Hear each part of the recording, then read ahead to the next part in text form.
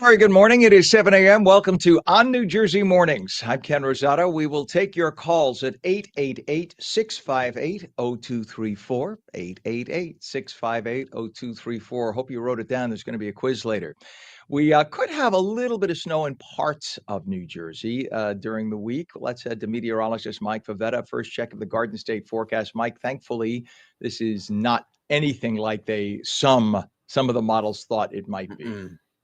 No, and there's a really good explanation to see, how the ingredients would have come together, but it's really going to be kind of a dud for most of New Jersey with clear sky around right now, extreme cold across the state. The sunshine today, like yesterday, doing very little to warm us up. In fact, we start right now with temperatures holding in the teens and 20s statewide.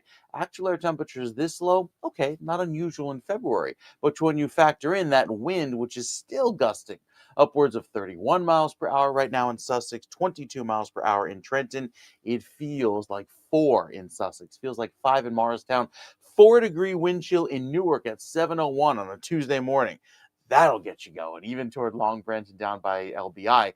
Temperatures feel like they're in the teens. So all this cold weather sticking around today, it feels like it's much colder than the actual air temperature, which is anywhere from 10 to 11 degrees colder than this time yesterday morning. And some sections of New Jersey still dealing with sporadic power outages after all of the wind, which was still very gusty last night. So with the forecast keeping the cold weather around, that's part of the reason why we're not getting a whole lot of snow, really any, in the northern section of New Jersey going into tomorrow night and Wednesday morning, and little as you head down towards southern New Jersey. The futurecast keeps that very cold weather around, which helps to push away the storm offshore. So by tomorrow evening at 5 p.m., you see those shades of blue work their way northward, but not really very far north. In fact, they stay south and east of 287 and especially 195 right there, with most of the snowfall in the extreme southern section of New Jersey. And that goes right through Thursday morning. Look at the cutoff. Most of Morris County, Sussex County, Bergen, Warren counties, you don't see any snow out of this system, with all of the moisture staying too far to the south and east to really be impactful. That's why we're not going to see a whole lot, if any, snowfall. Maybe a light dusting or some accumulation in Cape May County, 1 to 2 inches there, but any further north than that, limited, if any. So with the cold weather sticking around today, the clouds move in for tomorrow night, linger for Thursday, and then we're back to sunshine by Friday and a slightly milder feel, but still chilly going into next week. We'll talk more about that weekend forecast coming up with another check of your weather, Ken. That's in just a few minutes. All right, Mike, thank you so much. Right now, 7:03 is our time, and we should let you know in terms of traffic, we have a crash already at this early hour, and this is on 280 bound at exit 16E. That's Essex Street in Harrison. 2 right lanes are closed. We have a disabled truck on New Jersey's 495, just east, or westbound rather, just east of Pleasant Avenue. That's in Weehawken. 1 left lane is blocked there. That's right near the Helix. We do have an overturned tractor trailer, Route 24, westbound, east of exit 9B. That's in Springfield Township. All lanes are closed. Traffic is using the right shoulder to bypass that. Also, a utility pole down on Route 30 in both directions, causing issues just west of Route 724, which is Witsy's Mill Road in Winslow Township. All lanes are closed there. And we have emergency construction still on that big interstate issue that we have. In fact, we're going to talk about that now. The sinkhole on Route 80 in Wharton. It looks like it's going to take a whole lot longer to repair than was previously thought. So apparently what the issue is, that sinkhole isn't just a little drop.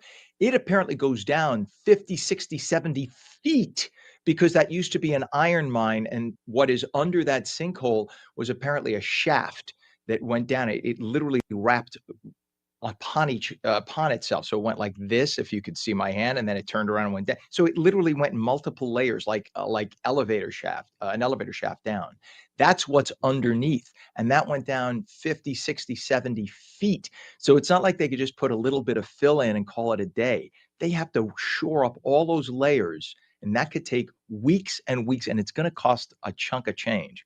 So if you normally take I-80 through Wharton, this is eastbound I-80 through Wharton, which is exit 37, that 40 by 40-foot sinkhole we've been talking about for over a week. That's going to take weeks to go. 34. Thank you, Pam. Not 37. It's exit 34. That is going to take weeks and weeks and weeks through the Wharton area before that is repaired. So they do have an alternate route set up. You can go to the NJ 511 website, and then it'll tell you specifically. Otherwise, if you're a local, I'm sure you already know what the detours are. Just follow the signs. And they are going to put out extra personnel to help get people around that. But that's going to be a mess for weeks to come.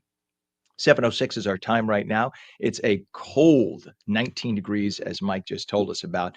And several people have been injured after a Delta Airlines plane flipped upside down while landing during extremely windy conditions yesterday at Toronto Pearson International Airport. Take a look at this video. This is newer video that just came in showing, see that? Showing it careening as it flipped.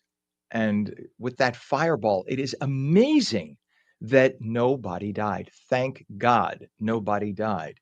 So the FAA tells us 80 people were on board. This is flight 4819 originating in Minneapolis, St. Paul. Delta Airlines says 18 people had to be hospitalized. 3 are in critical condition, but it looks like they will pull through, thank goodness.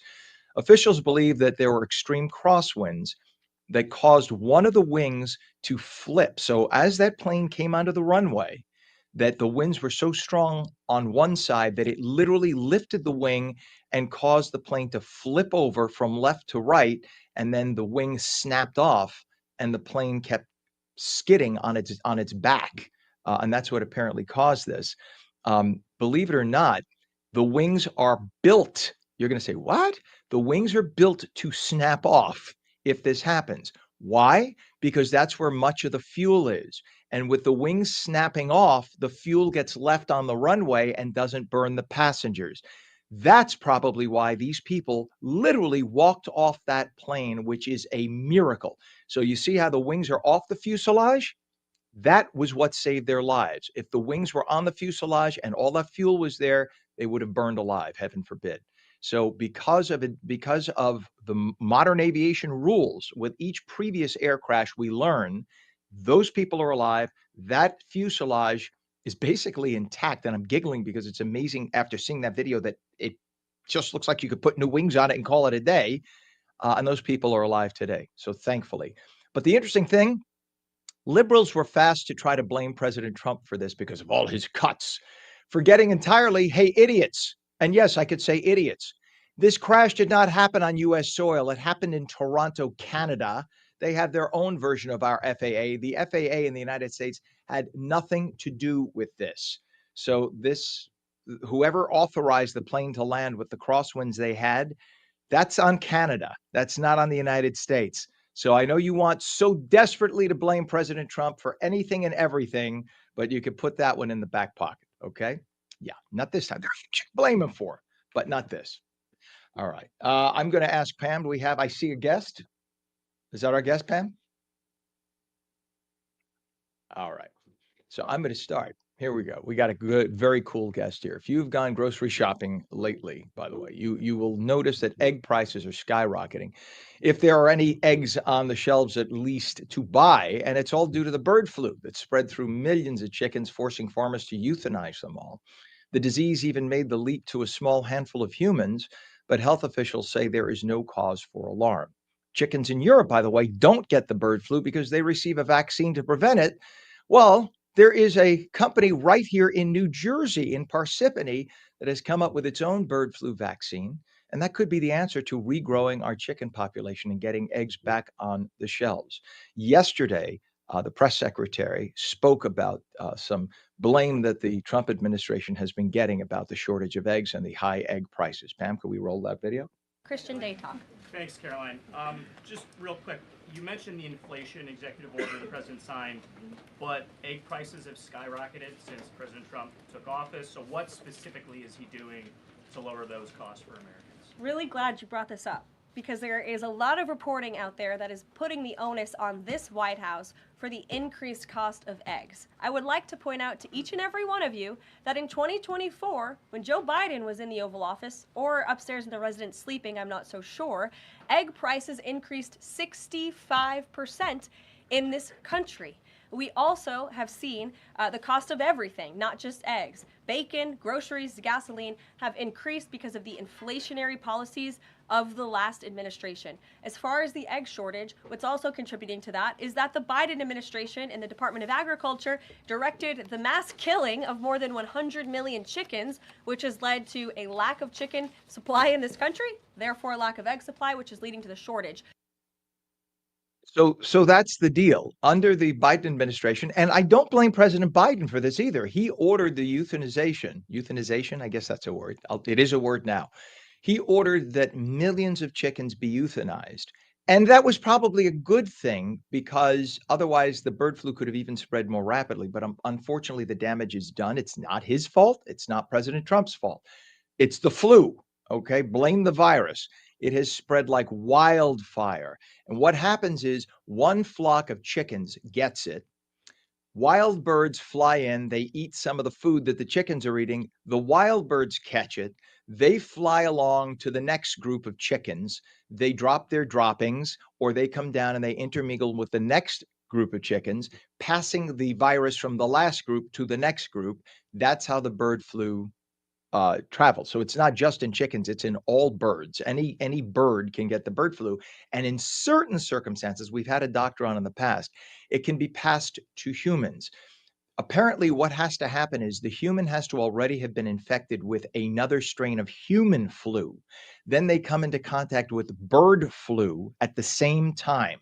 And the two flus, as they replicate in that person, that's how a human can get the bird flu. You can't catch it directly from a bird if you are healthy already. If you are human with the human flu, even if the virus is just in you and you don't have symptoms yet, and then you are exposed to bird flu, that's the only way you can get bird flu. So people who are terrified, oh my God, we're all going to, it's very difficult for it to make the leap from one species to another. The only way it could happen is if you already have human flu in you. And even then, if you have a good immune system, you shouldn't have to worry about it. But this company right here in Parsippany called Zoetis, Zoetis, they got a license to produce the bird flu vaccine. And it's good for both birds and humans, by the way, from the Department of Agriculture. And the shot should be available very shortly. So if we could start vaccinating the bird populations, that could stop all this. But it may take 4, 5, 6 months before you start seeing eggs back on shelves and prices lower. Problem is, of course, that the damage is done. Millions of birds had to be euthanized. Again, not the fault of the Biden administration. They did the right thing to try to shorten the or reduce the speed of the transmission of the bird flu. And the Trump administration inherited it. And they're trying to work now with this company to get this vaccine out to the birds. So before you'd want to blame anybody, and I'm telling my Republican friends, don't blame the Democrats, and I'm telling my Democrat friends, don't blame the Republicans, blame Mother Nature. Okay, that's what this is. So, and hopefully in the next few months, this will all come to a resolution. 7:13 right now. Looks like there may be a significant development in New Jersey's cannabis landscape. A new legislative proposal could fast track the transition of medical cannabis dispensaries into the recreational market by bypassing the need for municipal support. What's the translation? If you want to buy pot legally without a prescription, you might be able to do that in New Jersey soon. The move is championed by Senate President Nicholas Gattari, who aims at countering local resistance to marijuana sales. So the state allows dispensaries. You have a lot of local communities saying, we don't want that. And NIMBYism, we don't want that here. We have a school nearby. We got a church nearby, et cetera.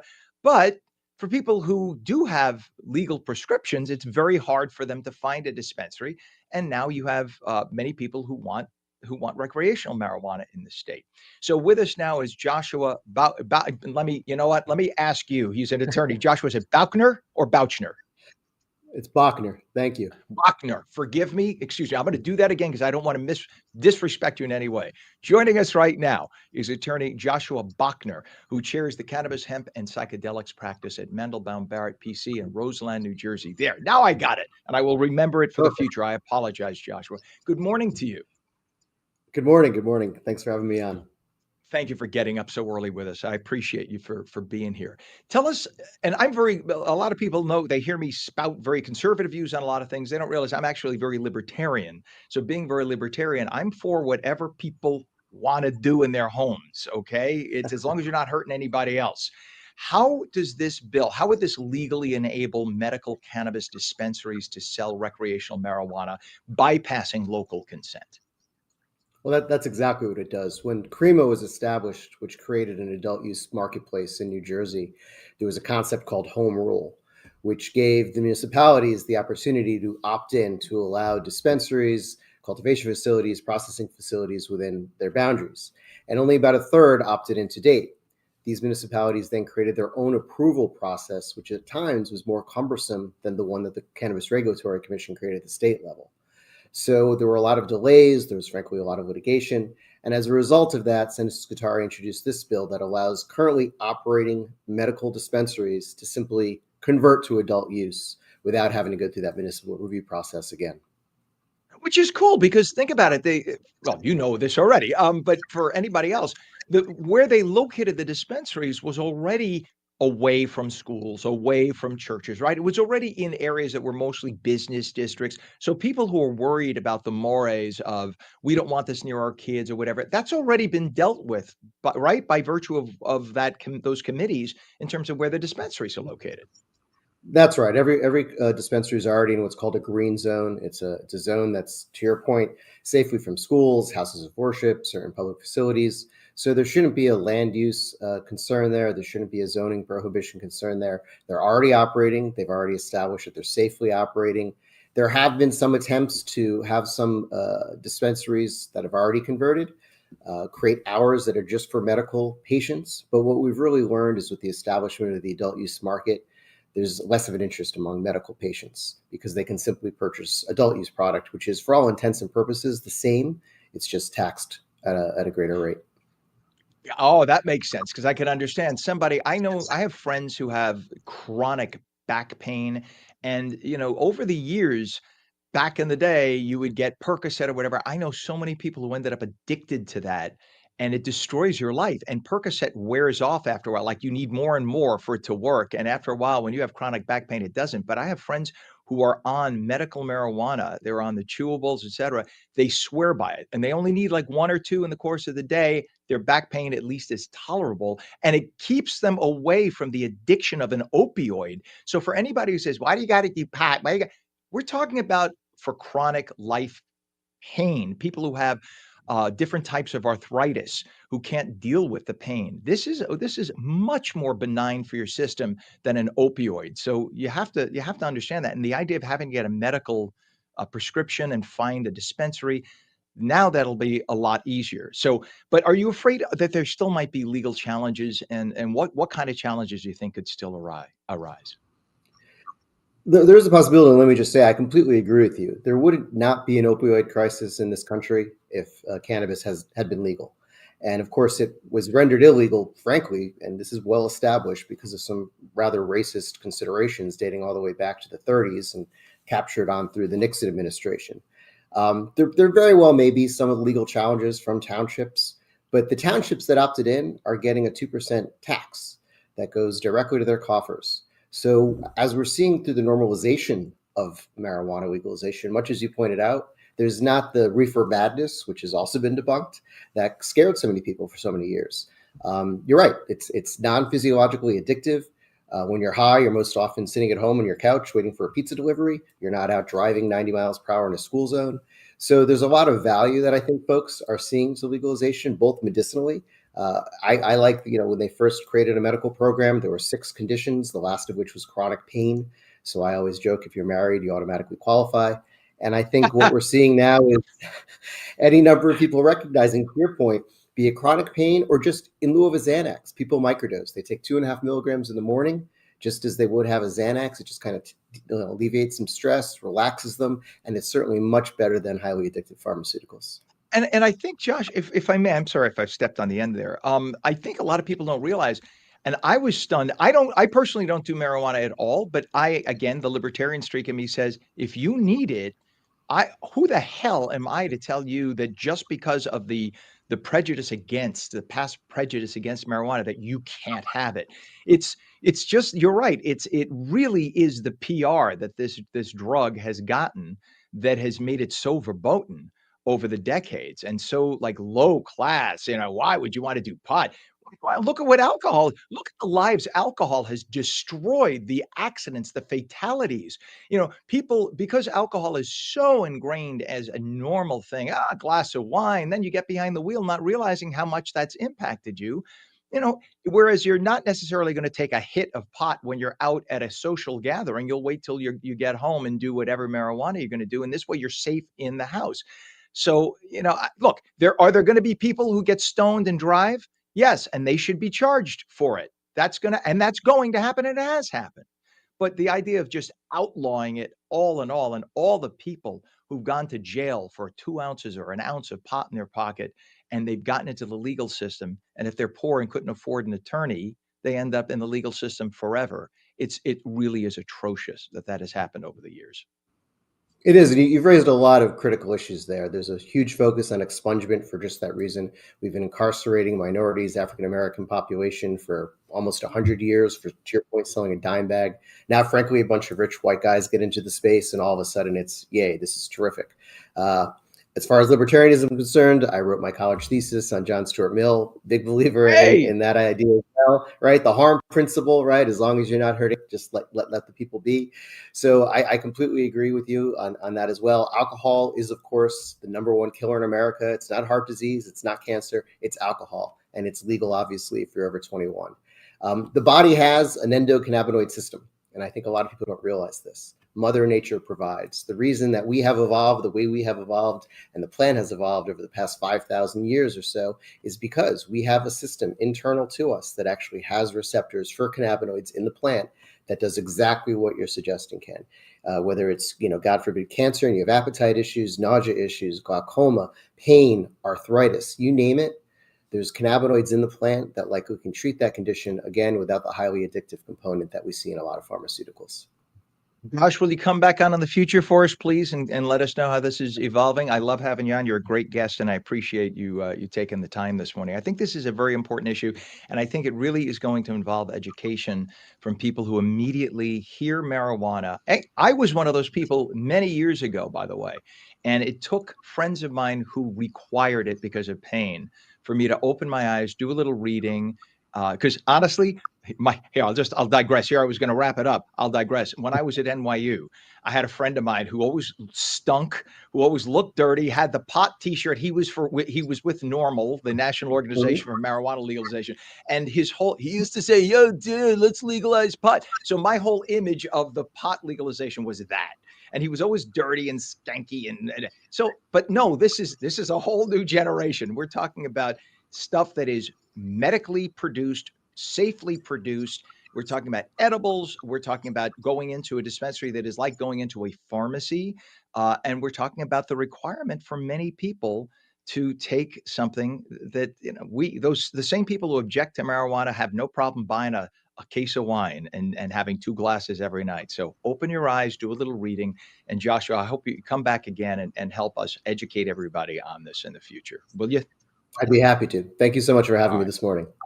Thank you. I appreciate you being in. So again, Joshua Bachner, who chairs the cannabis, hemp, and psychedelics practice at Mandelbaum Barrett PC, right in New Jersey, Roseland, New Jersey. I thank you again for being here. We'll have you again real soon. Have a great day. All right. That was great. Thank you so much. Yeah, again, I think a lot of people have their minds made up already, and they should put it aside, learn a little bit more. It is 7:24. Is Mike standing by? Let's go to Mike, and we'll just bypass that break, Pam, because I went long here. I appreciate it. So it is 7:24 right now.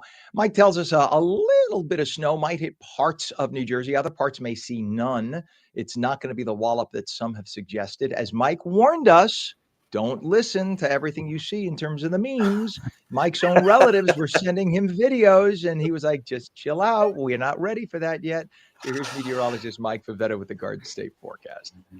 And yet, a lot of that was due to all of the cold air that looked like it was in place, the moisture coming up from the south, which looked impressive, but all the ingredients don't time out that well. The forecast for New Jersey puts the cold weather in place, but you'll see that by the time we get to tomorrow evening, clock goes a little further into tomorrow morning. Temperatures stay very cold. These are not wind chills, actual air temperatures that start off in the single digits and even some teens.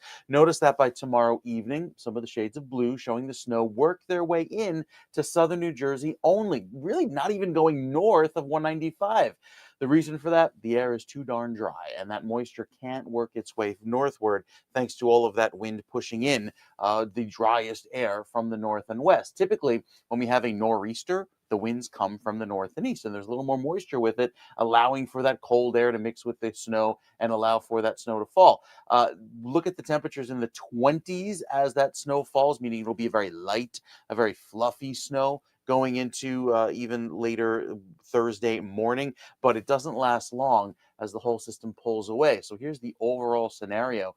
As the nor'easter track takes it a little too far south from New Jersey to allow for any real significant snow north of the Atlantic City Expressway. A lot of that snow stays south of Cape May, even over the Delmarva, with that moisture working in, not getting too far north. And then the other cold piece, and the other piece of the puzzle, is the extreme cold, which works its way into the Midwest and starts sliding eastward, again, helping to push that system out. So while it looks cold today, and it certainly feels chilly, the sunshine not going to do much to warm us up. We'll enjoy the clear sky today before some clouds take over by tomorrow, keeping temperatures quite chilly. And with that, the winds. They will be gusting all throughout the afternoon into this morning. Still some power outages in some counties with those gusty winds, about 1.25% of customers there in Hunterdon County coming in with reported no power. So as all of the winds keep pushing from the north and west, driving down some more cold air,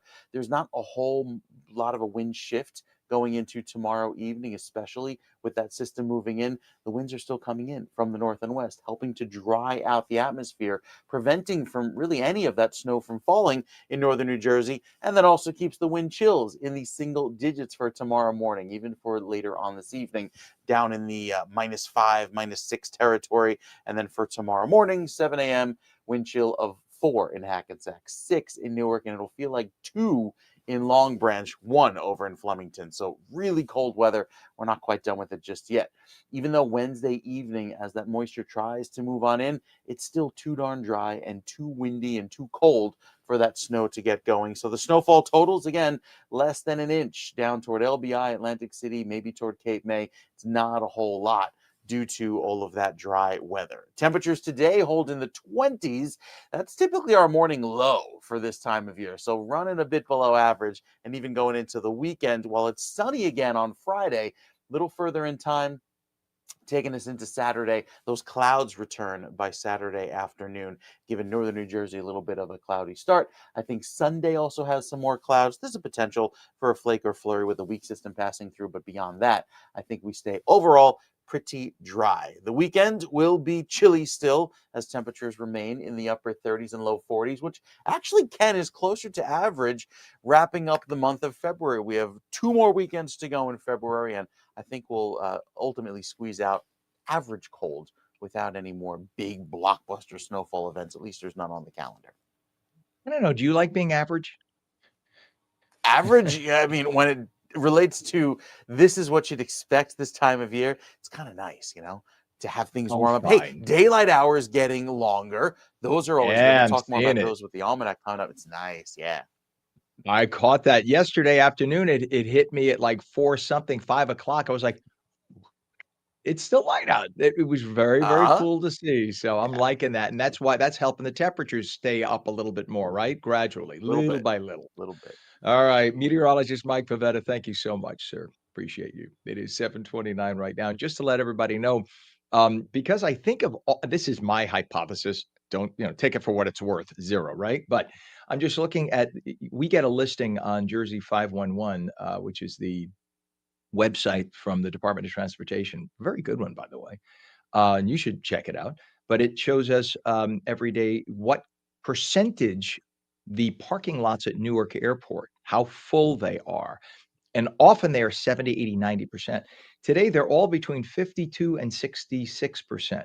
And my hypothesis, and again, take it for what it's worth, is all the winds that we had yesterday. I bet you a lot of people decided not to fly or whatever, because normally it's up in the 80% range. So I'm just guessing. Tell me I'm wrong. Maybe I am.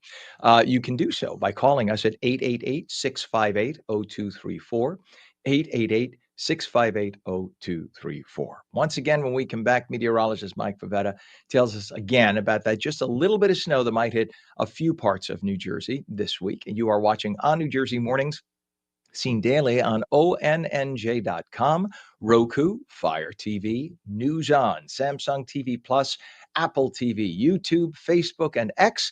And now we are streamed live on Twitch at twitch.tv. On New Jersey. Okay, so it's twitch.tv/ and then all spelled out ONNEWJERSEY.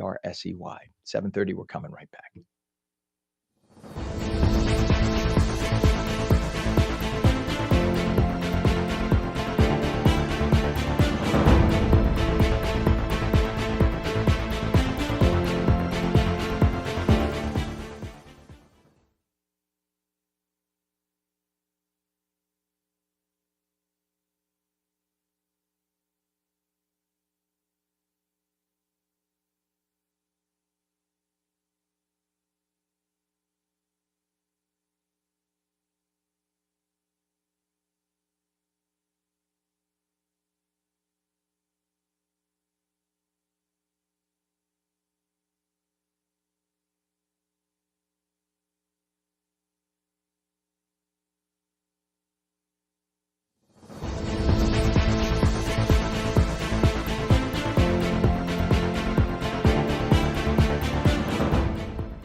And a very good morning to you. A little snow could be headed to parts of New Jersey. It is 19 degrees, very cold this morning. I'm Ken Rosato. Welcome to On New Jersey Mornings.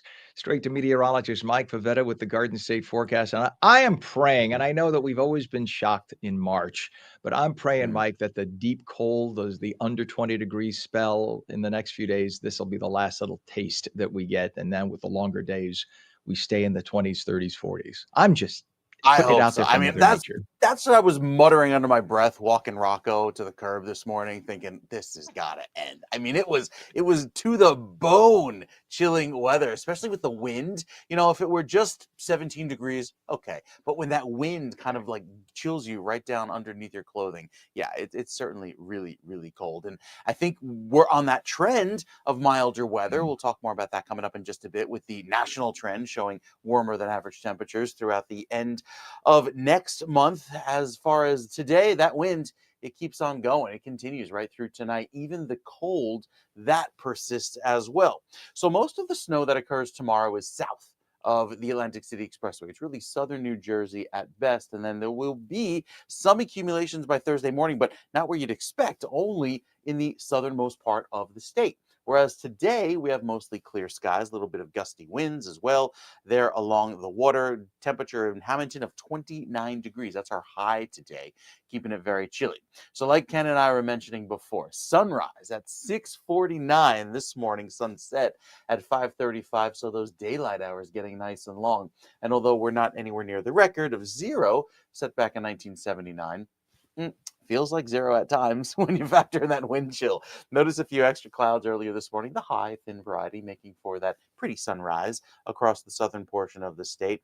As far as the future cast going into this weekend, there's still plenty of cold air around following that snow threat for southern New Jersey later on tomorrow night. So as we go into Friday morning, actual air temperatures will be in the 20s statewide. It's going to be another round of very cold weather.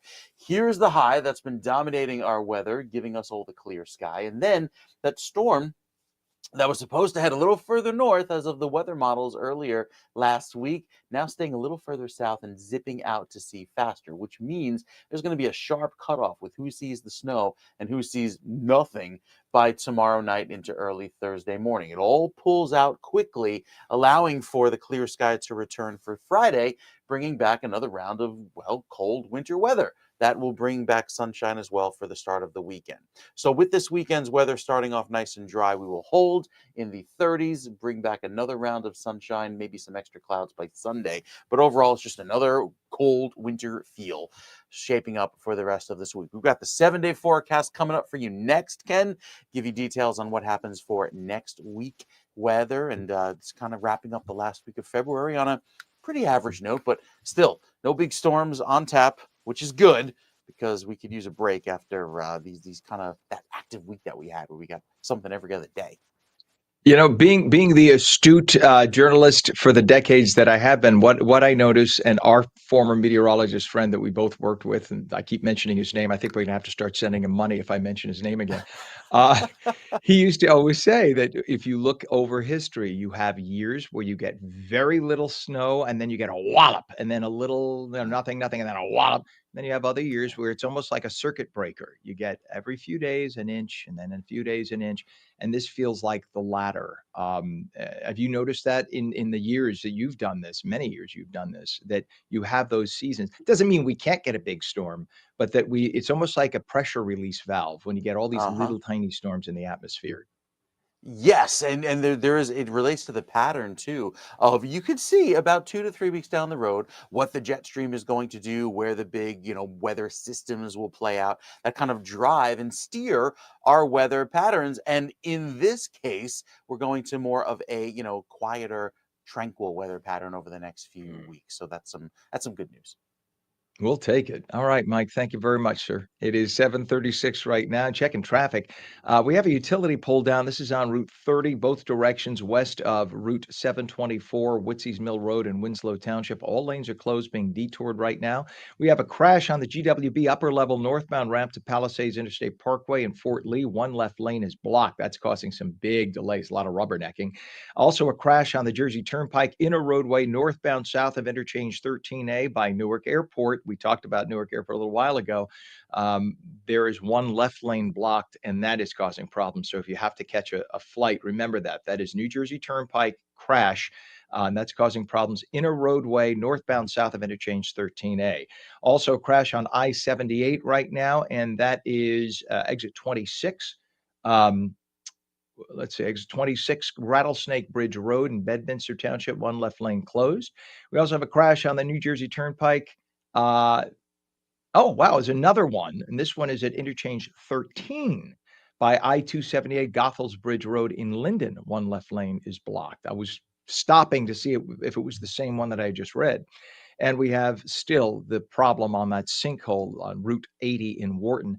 It's going to take a lot longer to repair than they previously thought. Apparently, it goes down more than 50 feet. It is 40 by 40 feet around, 40 feet long, 40 feet wide. This is no small task. The workers have been there day and night. It could take weeks to get repaired. So for now, there's a new detour route in place. And during peak travel times, there will be people helping to direct traffic. Just remember, eastbound I-80 through exit 34 in Wharton will remain closed for the next few weeks, at least while workers try to fill in that very deep and large hole.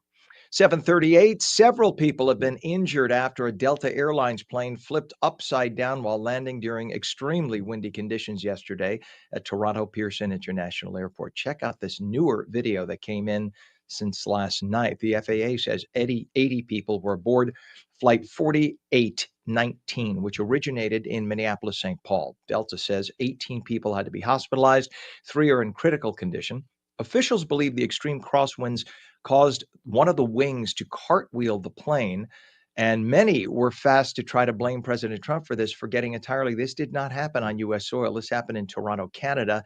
It was their aviation administration that hires the air traffic controllers there, and they are the ones that authorize this plane to land in spite of the wind. So before people on the left here are ready to criticize and trounce on the Trump administration saying it's because of your USAID cuts, it had nothing to do with the US FAA. This was entirely on, actually, it was really on Mother Nature, but this was under the control and the auspices of Canada. So stop blaming the US for this.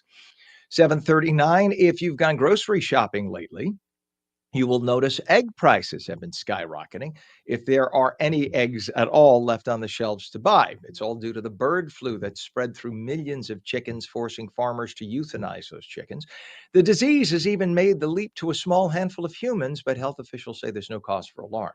Now, chickens in Europe do not get the bird flu because they receive a vaccine to prevent it. Well, now there is a New Jersey-based company that's come up with its own bird flu vaccine. It could be the answer to regrowing our chicken population, getting those eggs back on the shelves and the prices down. The Trump administration spoke with reporters about this yesterday, pointing out that egg price increases started under President Biden. Christian Day Talk. Thanks, Caroline. Just real quick, you mentioned the inflation executive order the president signed, but egg prices have skyrocketed since President Trump took office. So what specifically is he doing to lower those costs for Americans? Really glad you brought this up, because there is a lot of reporting out there that is putting the onus on this White House for the increased cost of eggs. I would like to point out to each and every one of you that in 2024, when Joe Biden was in the Oval Office, or upstairs in the residence sleeping, I'm not so sure, egg prices increased 65% in this country. We also have seen the cost of everything, not just eggs. Bacon, groceries, gasoline have increased because of the inflationary policies of the last administration. As far as the egg shortage, what's also contributing to that is that the Biden administration and the Department of Agriculture directed the mass killing of more than 100 million chickens, which has led to a lack of chicken supply in this country, therefore a lack of egg supply, which is leading to the shortage. Pharmaceutical company Zoetis, Zoetis, of Parsippany, they have received a license to produce this bird flu vaccine. That license is from the Department of Agriculture. The shot could be used, by the way, to vaccinate both birds and humans against the bird flu. 741, Trump derangement syndrome alive and well in Michigan, where liberal women are now getting sterilized to prevent getting pregnant under the leadership of President Trump. Crazy. Earlier this month, a Michigan state lawmaker announced that she had undergone a sterilization procedure because she didn't want to risk getting pregnant with Trump as president.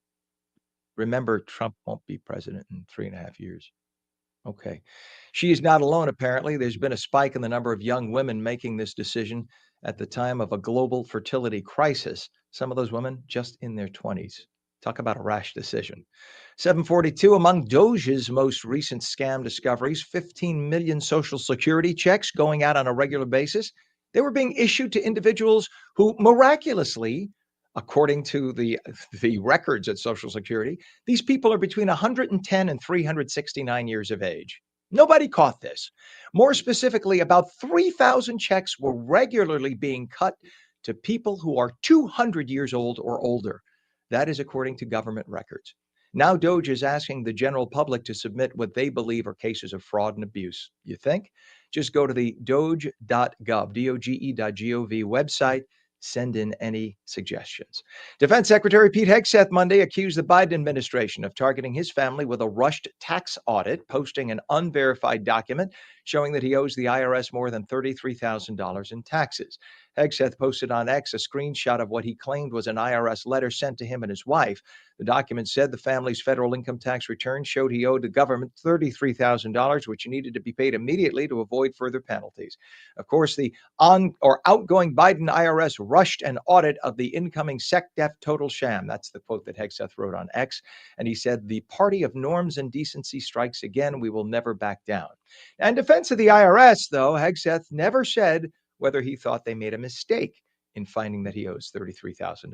So I don't know if we don't know one way or the other, but either way, that was from the defense secretary.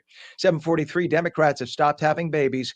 It seems during President Trump's first term, a great deal of political polarization occurred, and right and left-leaning Americans disagreed about environmental regulations and immigration, vaccines, and reproductive rights, and they disagreed about whether or not to have children. As Republicans started having more babies under Trump, the birth rate fell among Democrats dramatically. In fact, the so-called partisan birth gap grew to 17%. This is on top of the fact that we just mentioned that liberal women are having sterilization procedures. So we have now entered Trump's second term, and America may be staring down another Democratic baby bust. Republicans are saying, okay, we'll just have lots more babies and there'll be lots more Republicans in the future. 744, the Greek island of Santorini has been encountering a lot of earthquake activity lately. The island was formed from the caldera of an extinct volcano in the middle of the Aegean Sea, which is part of the Mediterranean. Now that serious shifts have been noticed throughout the island, officials have announced the construction of a so-called escape port. This new port would be built on a part of the island that can be easily accessed by everybody, where passenger ships can quickly and easily dock and take on people who need to make a quick exit as an emergency. And controversy surrounding New York City Mayor Eric Adams deepened yesterday as 4 of his top aides and deputy mayors announced that they are resigning. The news comes days after the Trump administration's Justice Department moved to drop corruption charges against Adams. Critics say the DOJ shelved its criminal corruption and bribery case against the Democratic mayor after he agreed to collaborate with President Trump's immigration crackdown. Adams faces growing calls from a growing number of New York State's Democratic leaders to resign. What's funny, though, is when Adams was first accused of criminal activity, there was not a single Democrat who wanted him to resign then. Here he was accused of being a criminal, and they all stayed mum. Well, now that he appears to be working with the Trump administration, and he has been pardoned, now the Democrats insist that Governor Kathy Hochul remove him because of criminal accusations that had been lodged against him. Again, the Justice Department dropped the charges. Go figure. The so-called non-political USAID employee that CBS's 60 Minutes used to attack President Trump is a personal blog where she called Trump, quote, a reincarnation of Mussolini and Hitler, and said that she wanted to, quote, eliminate his supporters. In a July 2016 piece, this woman, the piece rather was called Still Not Trump, though. She declares that he is absolutely unfit to run our country and goes on to say, quote, he reminds us of a reincarnation of Mussolini or pre-genocidal Hitler, if not a pre-war Milosevic. She then calls to eliminate his supporters, smearing them all as racist, sexist, misogynistic, homophobic, blah, blah, blah, blah, blah. She details white privilege.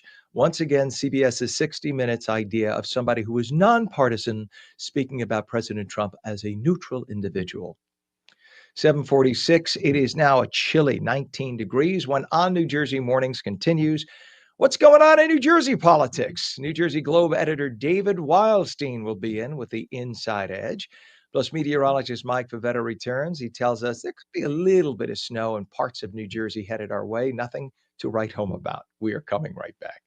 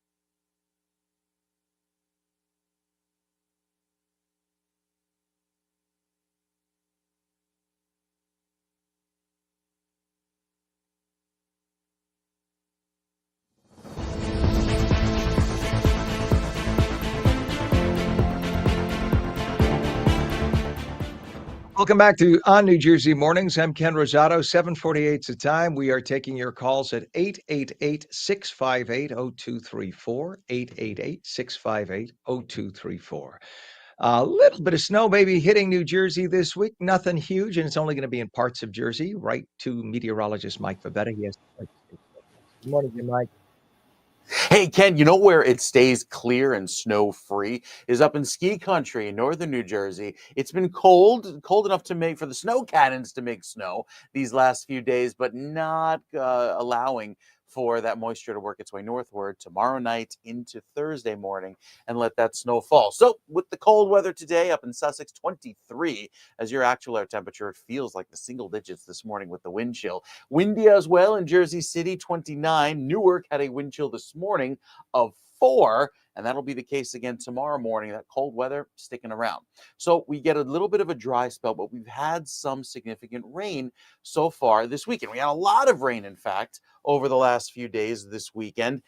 The drought monitor doesn't get updated until Thursday mid-morning, so we likely won't see this change until then, and especially where the northern section of the state has seen some significant rainfall. But notice the latest information from the rain gauges put the percent of normal rainfall above average. That's some great news, and we're above 100% in many of these communities, which is fantastic considering that's where the worst of the drought is. With the rainfall deficit also improving, remember we were 1 to 2 inches of a rainfall deficit just a few weeks ago. Now seeing that improve as well. So making strides at improving the drought situation over the last few days. That's good, especially before some milder weather may come at us as we head into the first week of March. So going into the first few days of March, while we have average equal chances of average temperatures here across New Jersey, a good portion of the country will be above average. And then the drought outlook and kind of the whether we'll see some wetter or drier weather, also equal chances there, even though much of the country looks drier than average. The 7-day forecast going into next week, looking at the last week of February, while most of northern New Jersey deals with the wind for the rest of the day today, temperatures below the freezing mark tomorrow. Thursday, just cloudy, maybe a few flurries in central New Jersey, but most of that snow stays south. Friday, Saturday, and Sunday sees a little bit of a warming trend, and our highs will actually approach average by early next week. That'll feel nice. Waking up in the morning around freezing, climbing into the 40s in the afternoon, it'll feel much more pleasant. Then for southern New Jersey, you have that better chance of snow happening beginning tomorrow evening, lasting through Thursday morning, a light accumulation south of the Atlantic City Expressway. And then Friday, Saturday, and Sunday sees that milder trend as well into next week. So I think we take it step by step, Ken, and work our way back to average after this last, hopefully, round of prolonged cold weather takes over just in time to finish up February. Florida dreams. All right. Thank you very much. I appreciate you, sir. It is a chilly 19 degrees at 7:51, as Mike was saying. Hold. And let's check the traffic. We do have some issues right now. There is a Conrail freight train derailment near Union Station. New Jersey Transit rail service is suspended in both directions between Cranford and Newark Penn Station. And one person writes, pardon me, one person writes on X, that means all the buses are now jam-packed. Pardon me. So again, if you rely on New Jersey Transit, there is a Conrail freight train derailment near Union Station. So New Jersey Transit rail service suspended in both directions between Cranford and Newark Penn Station. We also have a crash on the GWB upper level northbound ramp to Palisades Parkway in Fort Lee. A left lane is closed. A crash on I-295 northbound south of exit 60 by 129 in Hamilton Township. A right lane and shoulder closed, and there are 10 to 15 minutes of delays. We have a problem on I-78, a crash eastbound exit 26, Rattlesnake Bridge Road in Bedminster Township. 2 left lanes are closed there. And we have a utility pole down on Route 30 in both directions, west of 724 Witsy's Mill Road, Winslow Township. All lanes are closed. And finally, we have the New Jersey Turnpike inner roadway northbound south of interchange 13A, Newark Liberty International Airport, 1 and 9 in Elizabeth, 1 left lane blocked because of a crash there. 7:52 is our time, and what's happening in Trenton? New Jersey Globe editor David Wildstein has the inside edge. Good morning, everybody. Welcome to the Inside Edge. Today is Tuesday, February 18th, and tomorrow night is the Mercer County Democratic Convention. This convention's had a lot of drama over the last couple of years. In 2021, a 9-term county commissioner who had taken her eye off the ball, didn't work the county committee relationships as strongly as she should have, and she was rejected for re-election. In 2023, the convention ended the re-election prospects of a 5-term county executive after he just got 22% of the vote at this convention. And last year, Andy Kim won an important victory, 63%.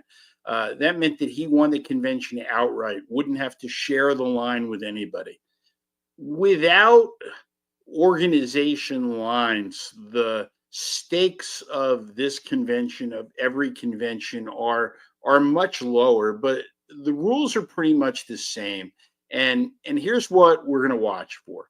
The leading candidate right now is Mikey Sherrill. She has the endorsement of the county chair, Janice Mironoff, the county executive, Dan Benson, a number of legislators, county and municipal elected officials, and municipal chairs. She should win this.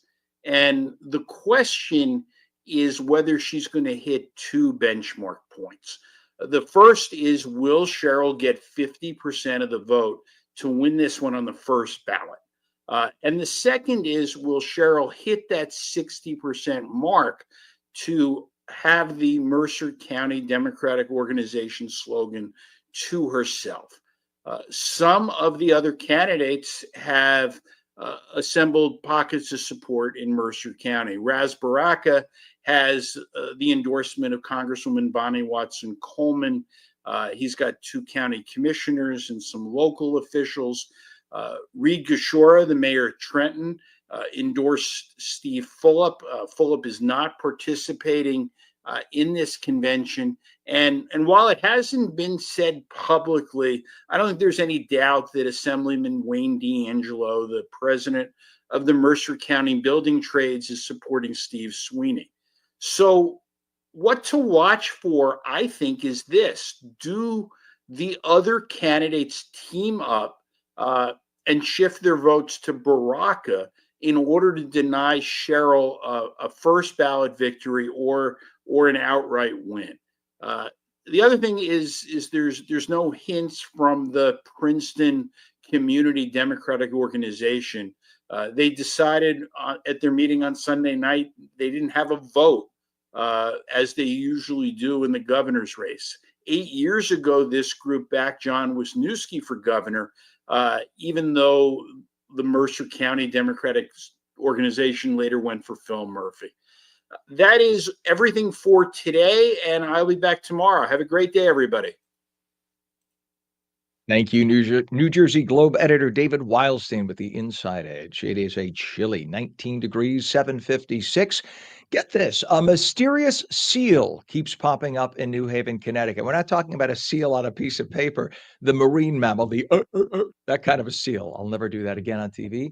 The marine mammal, get this, it keeps popping up in downtown New Haven, Connecticut. Now, New Haven lies on the Long Island Sound, so there is a body of water nearby, but this little guy isn't showing up on the beach. He goes, like, he literally walks or does a seal thing to get to the populated areas away from the shore. Oftentimes, not a stupid seal, he goes to seafood restaurants.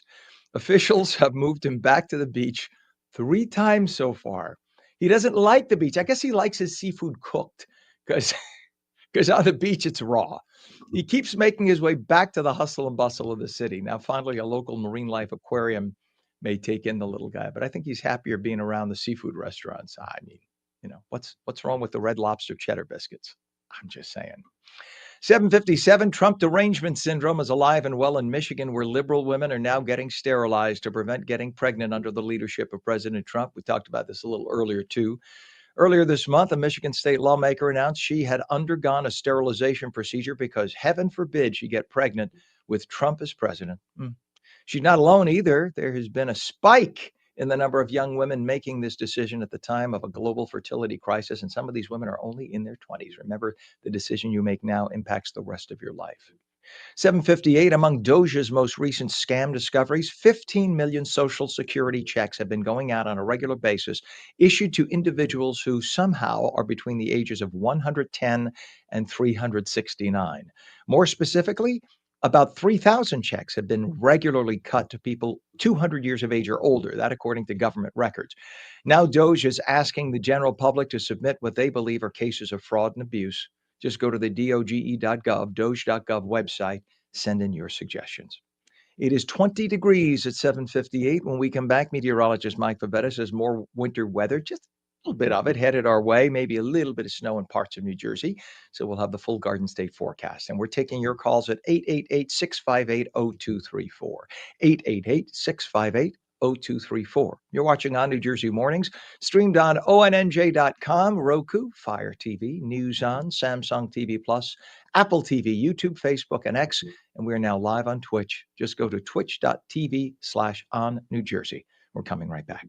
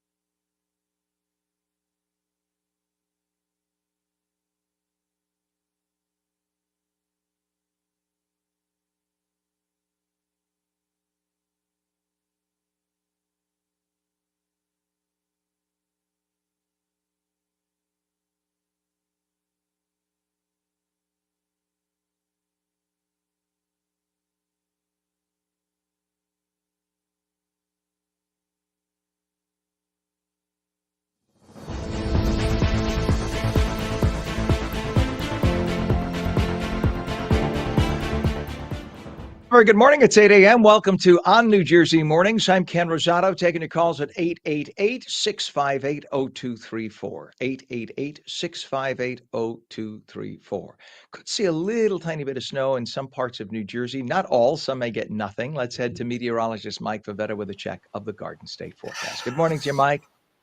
Good morning to you, Ken. A big difference from what we thought would happen last week. Well, it actually was the models. It wasn't the meteorologist. The meteorologist was saying, hold on, let's take a breath. Let's look at some new information. And here we are, just, over 24 hours until the first flakes fall in southern New Jersey, beginning tomorrow evening. And it does not look impressive. The storm primarily staying so far south that only the extreme sections of southern New Jersey will see any accumulating snow. Look at northern New Jersey, where the temperatures will hold. These are not wind chills. Actual air temperatures in the teens and potentially down in the single digits by overnight. So much cold weather that with a northwesterly wind and a northerly breeze, it's a little too dry for that snow to make it any further north than, say, Atlantic City Expressway or even 195 going through Thursday morning. Typically, when we have a nor'easter, the winds come from the north and east. Well, look at the way the winds are blowing here from the north and west, pushing that dry air in, keeping all that moisture to the south and east. And with the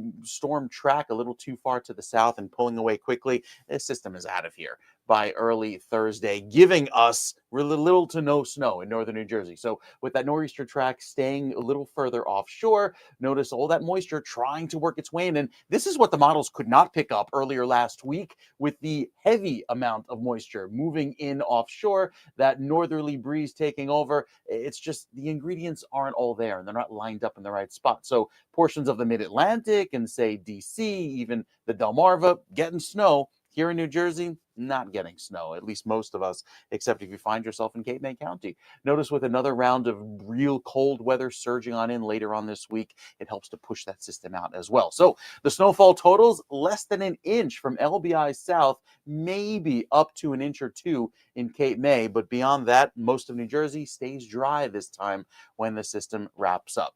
It's going to be a sunny day today, a clear day, with another round of that cold weather coming in for tonight and tomorrow. And those winds are still howling. Even at 8:03 this morning, wind gusts upwards of 30 miles per hour in Mount Holly, 32 mile per hour wind gusts in Toms River. That takes the air temperature down into the single digit, feeling like the single digits, and still some sporadic power outages in some counties, less than 1% in most of New Jersey, even throughout this afternoon as the winds improve and relax throughout the day. But that cold air, it sticks around going into tomorrow. So while the winds will only be on the order of, say, 10 to 20 miles per hour tomorrow, as opposed to the 71 mile per hour gusts we had earlier overnight, last night into the night before. The wind chill will hold anywhere from 4 to 6 degrees going through the afternoon today into tonight, back down below zero. Another round of very cold weather, and it sticks around into tomorrow morning as well. A 5-degree wind chill getting your day started tomorrow in Newark.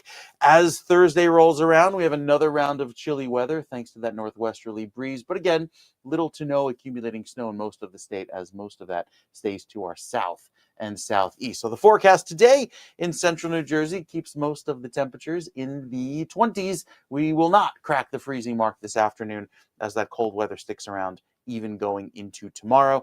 The futurecast into this weekend has a lot of sunshine back on Friday, but that also means cold, and the chilly weather sticks around for Saturday with another clear day. I think Sunday has a better opportunity for more clouds and maybe a few flurries mixed in as the system tries to move on by. But overall, it's a pretty quiet weekend with a few more clouds on Sunday and temperatures climbing into the 40s. That February chill lasts. We'll let you know how long with the 7-day forecast, Ken, that's coming up in a few minutes. All right, Mike, thank you very much. 8:05 is our time. We have a lot of traffic this morning on the roadways to tell you about, and also on the rails. In fact, there's a problem right now because of a Conrail freight train derailment near Union Station. New Jersey Transit is telling us that rail service is suspended in both directions between Cranford and Newark Penn Station. Again, Conrail freight train derailment near Union Station, so NJ Transit rail service suspended in both directions between Cranford and Newark Penn Station. We also have problems now on the roadways as of 7:52. This was reported on Route 24 westbound, west of Exit 2, which is Columbia Turnpike in Hanover Township. All lanes are closed on Route 24 westbound.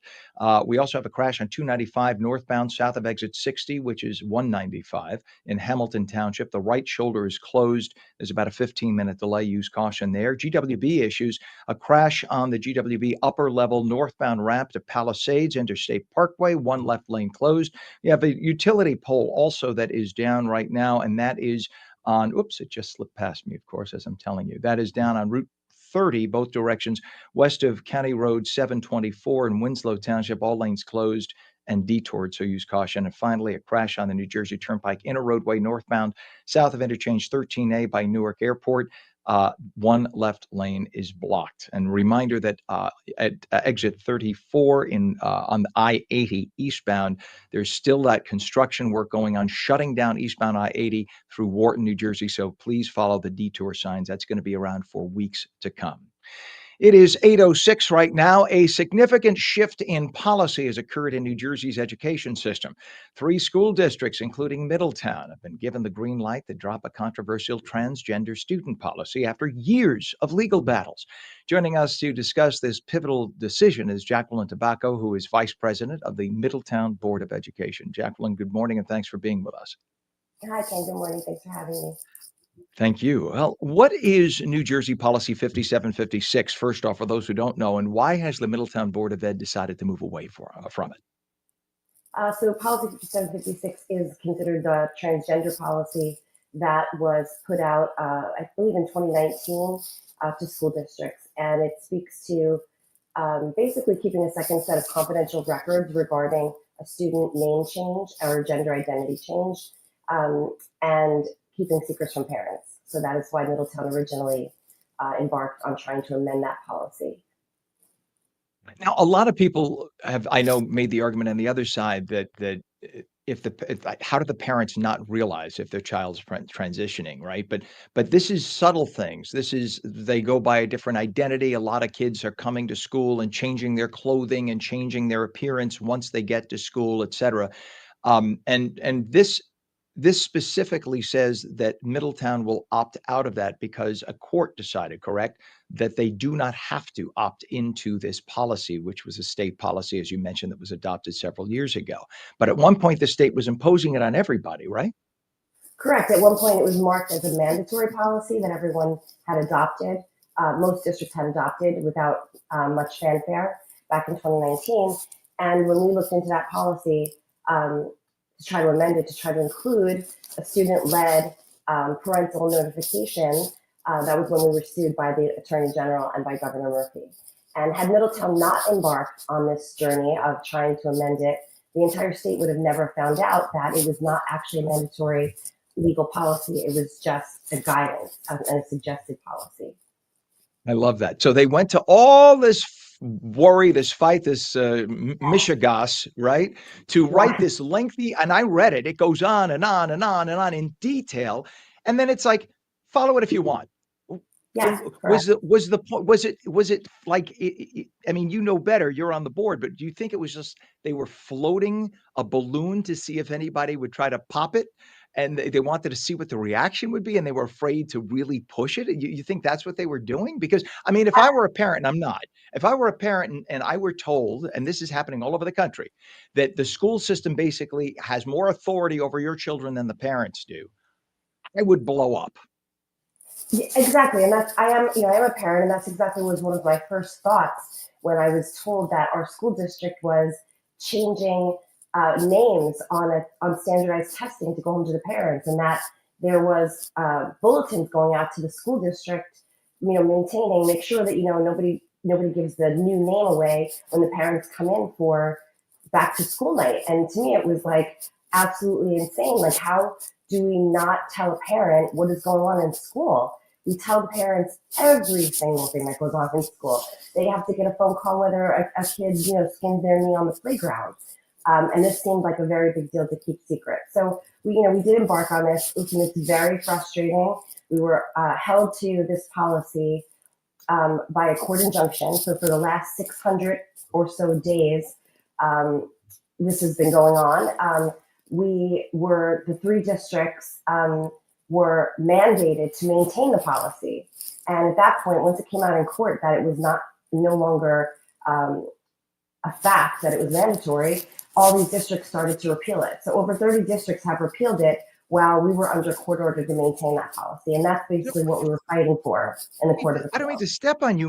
I'm sorry to step on you, Jacqueline, because I am blowing up on this end. Yeah. Let me just say it frankly.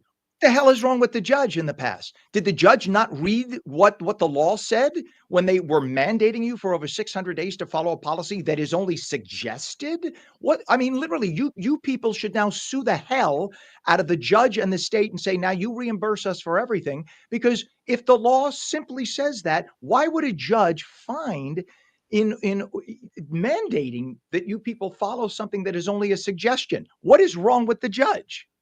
There was a lot of chaos during these two court cases, and it was confusing. I mean, the fact that the judge enjoined all of the districts in the lawsuit to begin with was confusing. Three districts had three very different policies. Three districts had very different demographics. Two of those districts were only K through 8 districts, and Middletown's a K through 12. Those policies, I believe, should have never been enjoined to begin with. We were fighting, and basically, the language in each policy was different. So there could have been some things that were questionable or, not kosher by the judge in that case in one district that might have been not even in another district's policy. That was one of the first problems. Second problem was that we felt like Judge Bauman kind of kicked the can down the road and said, listen, we'll wait till you get to Division of Civil Rights, which is where the Attorney General was taking this case. Wait till you get to Division of Civil Rights, and then you fight the argument. In the meantime, maintain status quo.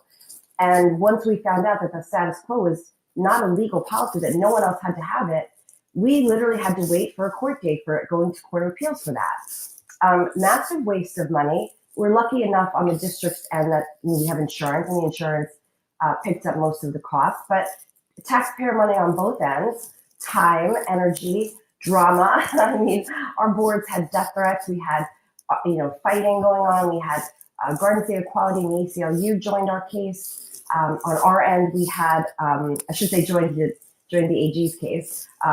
They were fighting against the districts. And we had the Center for American Liberty joining our case as an amicus to fight with us, saying that this was, an absolutely illegal thing to keep us held down to this policy. So, and in many ways, it's been frustrating. The parents in Middletown overwhelmingly support parental rights, as we've learned from the past two elections that myself and my running mates have fought hard-won elections. But we were frustrated, and it seemed to be very unfair. So for me, this is a victory for parental rights at this point. Not sure what happens next. We're still on target to go to the DCR. One thing that I'm thinking, Jacqueline, if I were a teacher in that district and I was still under the mandate and they were a parent-teacher night, I would be terrified. What if the teacher accidentally, because you're calling the student by their preferred pronoun and name during the day, and the parent comes in and all of a sudden you accidentally refer to Jack as Jacqueline or Jacqueline as Jack, and all of a sudden the parents look at you like, why are you calling my kid by the wrong name? Then the teacher rather, is put in that awkward and potentially illegal predicament where an honest mistake could let the cat out of the bag. When you play with this phony lie nonsense, I don't know how this could be legal anywhere, especially when parents are legally liable and responsible for everything for their kids, and then a court would say that a school district could help a kid transition and the parent doesn't even have a right to know. What the hell is wrong with people? And how is that in? Look, I understand there are the cases, in rare cases, where you have parents who may be very homophobic, et cetera, and they don't want to hear it of their kids. But there's also the other side that they are the parent. Kids at the age of 8, 10, 12, they don't know what they want.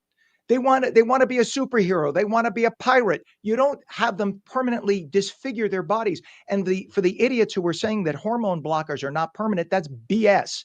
You start taking a hormone blocker, you will be sterile if you start taking a hormone blocker before puberty. So that's nonsense. And the last thing, if I could just jump in and say this, and I speak, and I've said this over and over again, I speak as a gay man. So go ahead, have at it, LGBT community. Come at me, pal, because I'll throw it right back at you.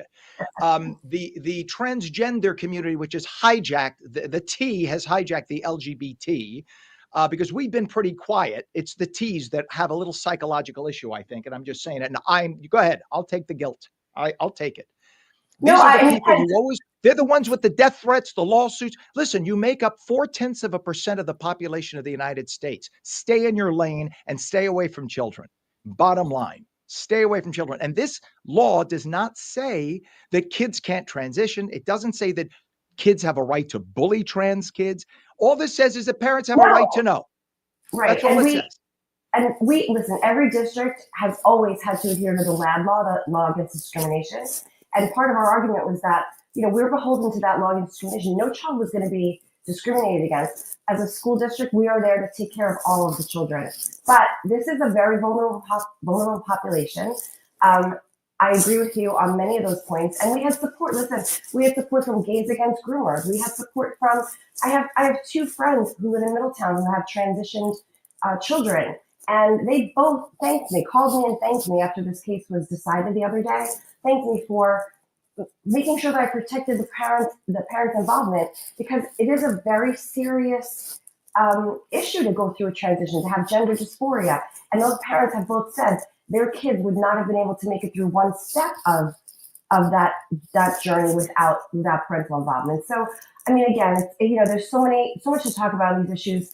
I'm very, very angry and disheartened by Garden State Equality's behavior during this time. We sat down for a meeting with them over 4 hours before this court case was decided, trying to come to some kind of, when we still believe that this was a mandatory policy, trying to come to some sort of middle ground where, hey, listen, we're open. Like, let's discuss this. Let's try to have a middle ground where this would be a gold standard to protect the children and protect the parents' involvement. And they just refuse. And part of me believes, as evidenced by their actions, that they are using this as a fundraising platform. They continue to send out fundraising asks and donate, and they create, fear in all of these children. They've created drama that, we hate trans children in our schools, we're not welcoming. None of that is true. Everyone just wants the best for all the kids. And so I'm just, I'm as happy as I am to have this part of it over. I'm not sure it really is. I'm not sure what the next move is by them. I fear this is not over. They're tenacious. They're like little pit bulls, and all you can do is shove them back a few feet, and then they come back nipping at your heels after that. But listen, we have our forum is open, and I invite the people on the other side. If you are a trans activist, you want to come on and scream and be good, yell at the gay host and tell me that I don't know what I'm talking about. I'm 57 years old and I've known trans people my entire life. Go ahead. It's always the people who are on the fringe who are screaming, because many of my trans friends agree with you and agree with me. And kids who are going through this, we're not condemning trans kids or parents of trans kids. We're saying that parents need to be part of the process. That's all this is about. Jacqueline DeBacco, we're out of time. Vice President of the Middletown Board of Ed, I can't thank you enough for joining us. Please come back anytime you'd like. Thank you. Thank you so much, Ken. You Appreciate it. bet. It is now 8:14 and it is a chilly 20 degrees. On New Jersey is going to be back in just a minute talking about professional women's football coming to New Jersey. And we also have a snow that might be hitting part of New Jersey. We'll tell you all about that. And we'll take your calls at 888-658-0234. On New Jersey Mornings continues in just a minute.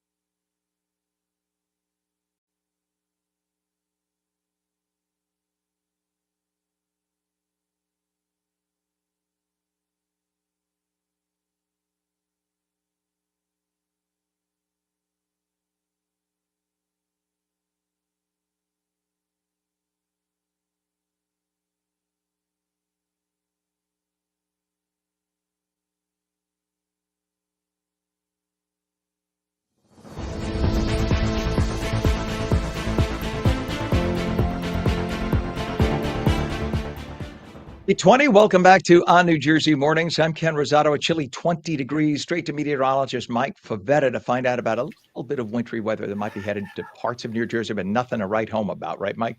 No, the amount of snow is lacking, especially with this next winter weather event. If you find yourself north of Atlantic City, maybe just a few flurries at best. The accumulations look likely south of there when we wake up on Thursday morning. It's all about the wind that continues today, this extreme cold that is sending temperatures down, feeling like they're below zero.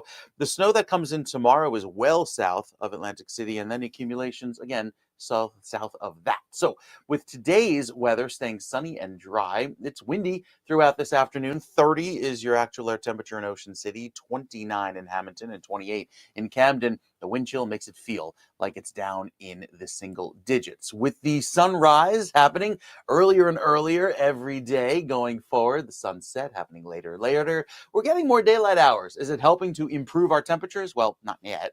But I think once we get into next week with temperatures which will approach our average high of 38 degrees, it'll feel a little bit better, especially each and every afternoon. A few thin clouds heading over the southern portion of the state now, not related to the system that comes in tomorrow, but what is that wind pushing in all of that chilly weather that not only sticks around through the storm, but even after the system. By 7 a.m. on Friday, we stay in the teens. These are actual air temperatures for Friday morning with wind chills that'll be far colder. And it's another round of chilly weather as well for later on Friday afternoon. So the sunshine that sticks around today will look great. We get a few clouds move in tomorrow, late morning. And then as our storm starts to work its way south and east, it's too far south. Its positioning really doesn't come close enough to New Jersey to impact most of the state. That's why you find yourself south of the Atlantic City Expressway. There'll be a little bit of snow. Anywhere north and east of there, or even northern sections of the state, may not get much of anything. I think Sussex County may not even see snowflakes fall from the sky this time. It's going to be that fast of a mover and stay that far south and east. Also, the cold air is kind of digging its heels in too far, allowing for the chilly weather to, keep the skies clear. And that'll be the case as well through Friday, Saturday, and Sunday. A more pleasant weekend, not necessarily balmy. We're not talking Florida weather here, but at this point, anything over freezing will be welcomed considering how cold it's been. And there is a milder trend on the way with the 7-day Ken. We'll tell you more about that coming up in just a few minutes. All right, Mike, thank you so much. At 8:23, again, 20 degrees, very cold, as Mike was just saying. We do want to tell you about two quick traffic things before we go to our guests. We have a Conrail freight train derailment near Union Station, so NJ Transit rail service is suspended in both directions between Cranford and Newark Penn. Also, we have a disabled vehicle on 676 northbound south of exit 5, which is in Camden. One right lane is closed with about a 10-minute delay there. Use caution. And we have a crash on the GWB upper level northbound ramp to the Palisades. One left lane is closed. 8:23 is our time, and we have been telling you about the about the Jersey Shore Wave. That's the newest franchise in the Women's National Football Conference. They're preparing for their inaugural season in Patterson. Joining us to discuss this exciting new chapter are Mayor Andre Saya and Dawn Sherman, the team owner and WNFC board member. Welcome, both of you. Thanks for coming on New Jersey Mornings. Thank you, Ken. Morning. Happy Good to to be have here. you on. You bet. Mayor Saya, Hinchcliffe Stadium, great place in Patterson is such a great city with such history. How does hosting the Jersey Shore Wave fit into the legacy of Patterson? Well, Hinchcliffe Stadium has a history of leveling the playing field. As a matter of fact, when African Americans were excluded from playing in Major League Baseball in the 1930s and 40s, they had a home here at Hinchcliffe Stadium in Patterson. We are one of only two stadiums still standing that hosted Negro League games that are still around today. And so, building on that legacy of breaking barriers, we welcome with open arms the Jersey Shore Wave as our home team at Hinchcliffe Stadium. I love Patterson, by the way. I come down. I come in for various things. I come in for restaurants, and I mean, there's the Salvation Army. I always come in downtown. It's just a great city with such a great history. So good for you guys for having that. We appreciate your And in terms patronage. of Well, I used to live right next door. I'm not going to say the town, but I was right next door. And I have so many neighbors who were born and raised in Patterson and Passaic, and Patterson has always been such a hub for northern New Jersey. It's just a great city. In terms of sports culture and local development, I'm sure that now having a pro team must really boost the city a lot. Well, we already have a professional baseball team, the New Jersey Jackals. We lured them away from Little Falls, and they've been here. Now it's their third season. And just last week, we announced that we're getting two soccer teams. We caught the World Cup fever, a men's soccer team scheduled to start next year and a women's soccer team scheduled to start in 2 years. But it's all about the wave right now. We're riding the wave here in the city of Patterson. Amen. In fact, speaking of that, let's have Dawn in. I'm sorry, only because we've had Dawn on before. And it was such a great interview too. Dawn, welcome back. And what was the vision behind bringing the Jersey Shore Wave specifically to Patterson? Because we're saying it's the Jersey Shore Wave, but you're bringing it to northern New Jersey and Hinchcliffe Stadium. I think it goes back to what you just heard the mayor say, is that there's a lot of history in Patterson and at the Hinchcliffe Stadium, and we're here to break barriers and make more history. And what better place to play? I mean, it's an absolutely beautiful stadium. We can see 10,000 fans, and we are super excited to start playing there on April 5th with our season opener. So exciting. And in fact, we talked about that last time, and we were going to give a link for everybody to get tickets if there are still tickets available. And we have the mayor here. So how has the city of Patterson supported the initiative for the women's football at that stadium? Well, today we're actually having a press conference to announce the arrival of the Jersey Shore Wave, and I'm hoping it'll be like a pep rally. Players will be there, and Ken, one of the best stories, and there are many heartwarming stories involved with the Jersey Shore Wave arriving in Patterson. But one of their players, the running back, is a Pattersonian. She's a police officer from our city. She starred in sports in high school. She went on to college. She got a scholarship. I swore her in as a police officer in 2021. So she is clearly a public servant, but now she'll be on the football field displaying her talents in her Very hometown. cool. And for anyone who is curious about women's football and the energy that goes into it, go to the website for the Jersey Shore Wave. Take a look at some of the videos that they have posted. You'll think you're watching men's NFL football. These women are tough. Let's just put it this way. I wouldn't say anything to disrespect any one of those ladies any day of the week. That is real serious football being played. And Dawn, what were some of the biggest challenges in establishing the team, and how did you overcome them?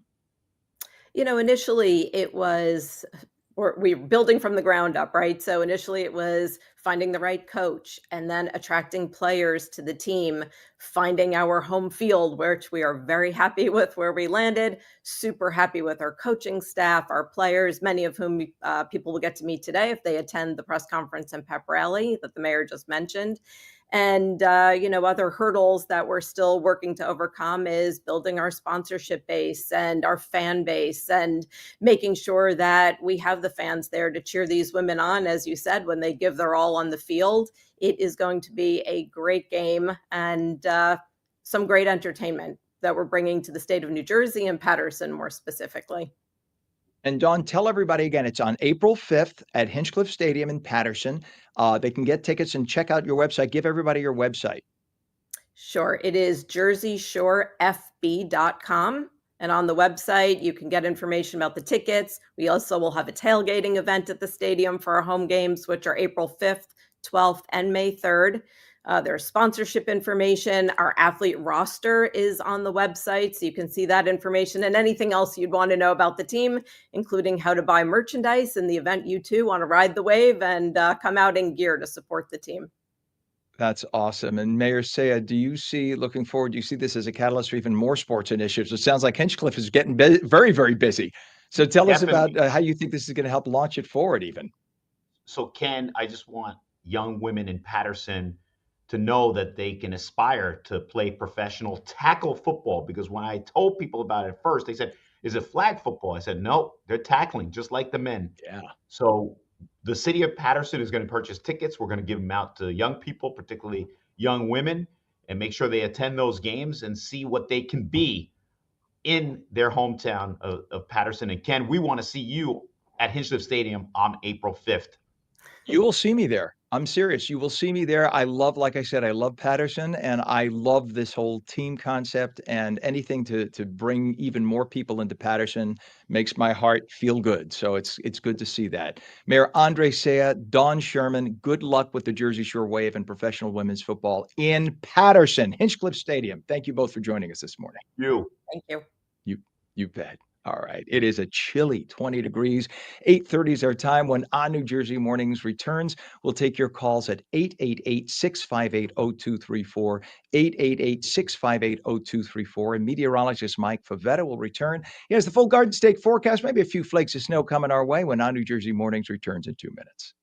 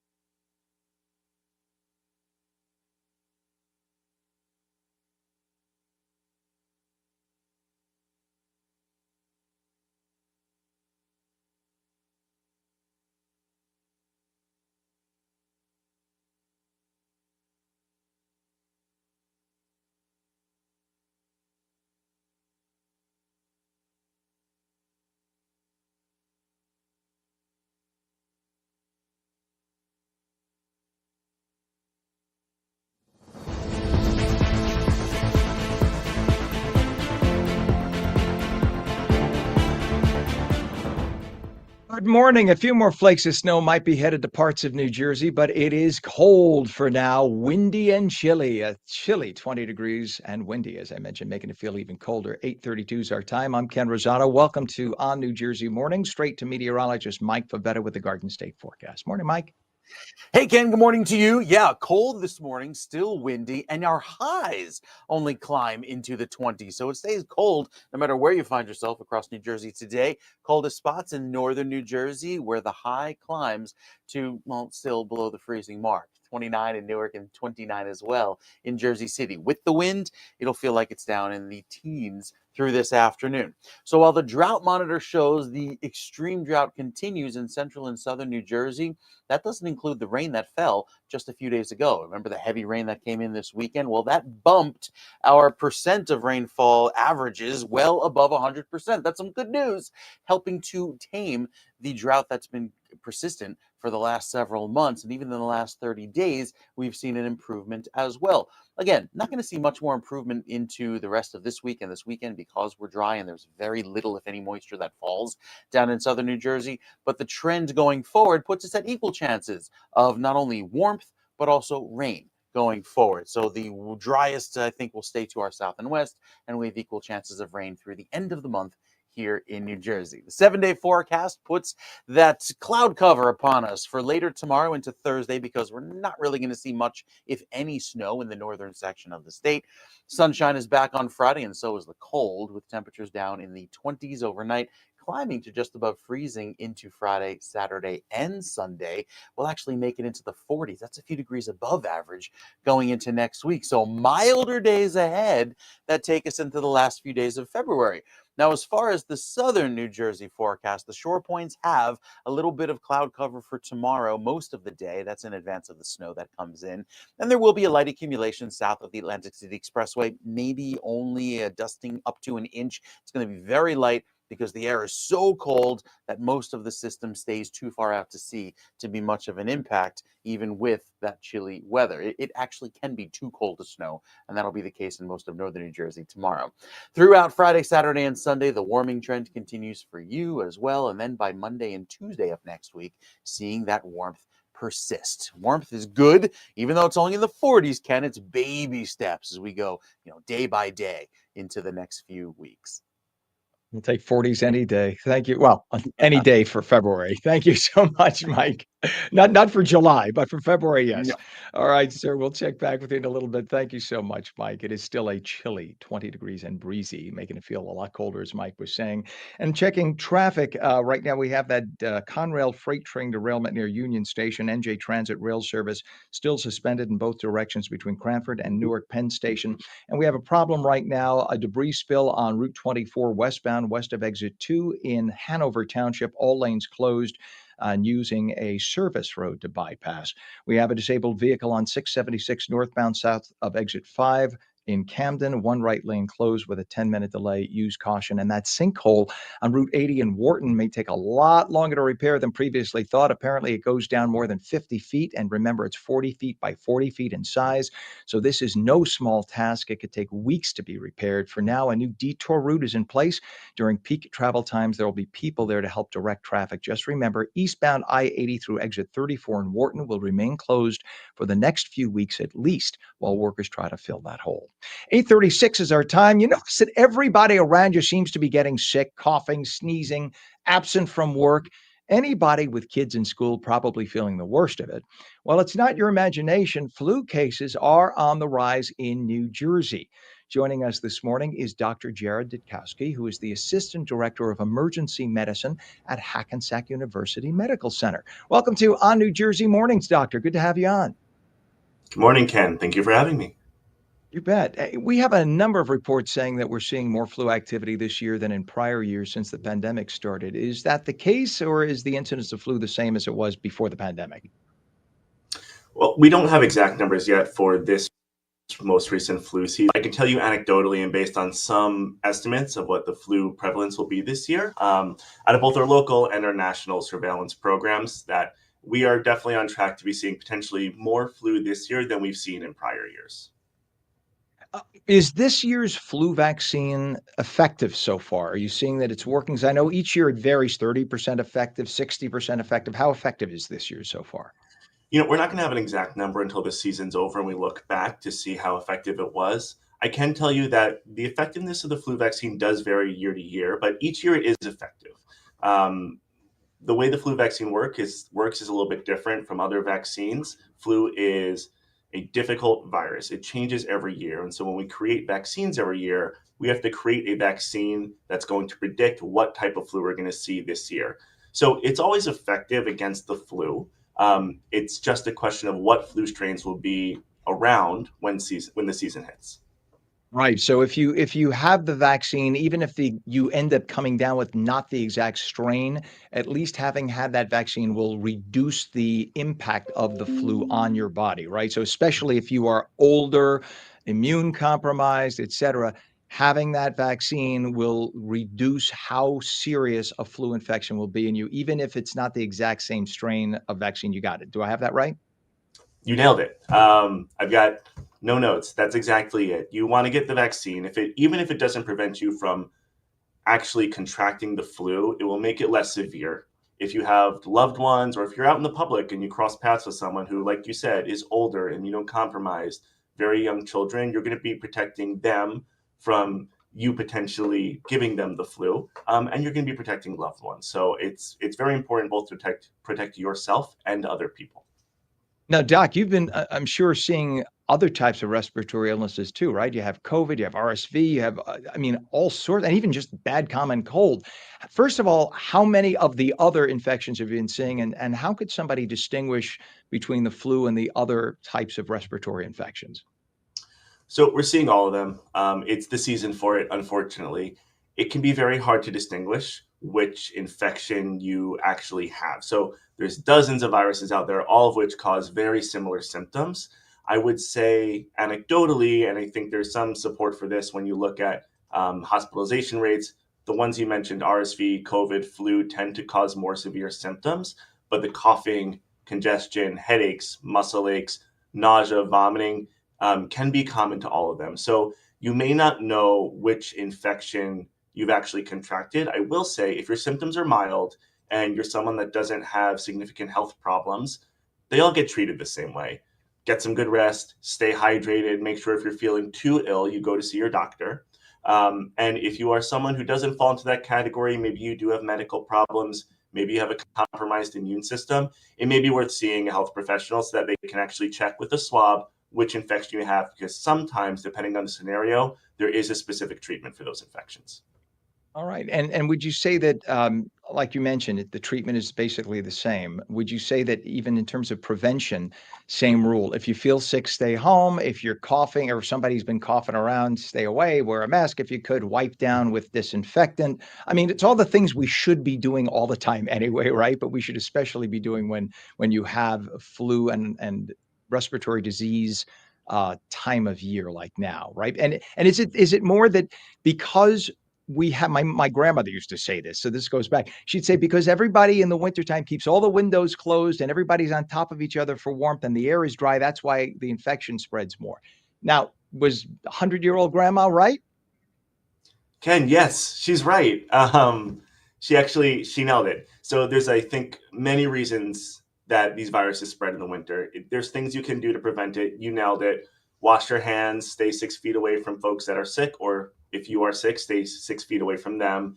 Masking in public environments is important. And as for the reason that these viruses spread more in the winter, you're right. I mean, we're indoors more, we're in close contact, which makes it easier to spread. Closed windows and less airflow means that it's a more humid environment in the house, which is comfortable. But because these viruses spread in these little respiratory droplets that we send out, humid environments help to maintain them and sort of make that spread easier. So that's a big part of the reason that we see more viruses in the winter. It is so good to have you on. I hope you come back again. Dr. Jared Ditkowski, Assistant Director of Emergency Medicine at a beautiful hospital. I've been there many times for visiting people, fortunately, but Hackensack University Medical Center, what a great institution. Thank you so much for joining us this morning. Good to have you on. Thank you for having me. You bet. Have a great day. And we see here at 8:42, I actually have a call. So Pam, I'm going to give you a heads up. Let's pop up our call. Let's see if I got it right here. Let's see if I can do it. Are you there, caller? I Hello? am here. Hi, this is Liz. Hello. I pressed the right button. Um, Okay, Liz, good morning. It says here you want to talk about policy 5756. What did you want to say? So, yes, correct. Thank you for taking my call, Ken. So I applaud the Middletown School District and the Board of Education for continuing to fight for the children. And I know it's an uphill battle and not an easy fight.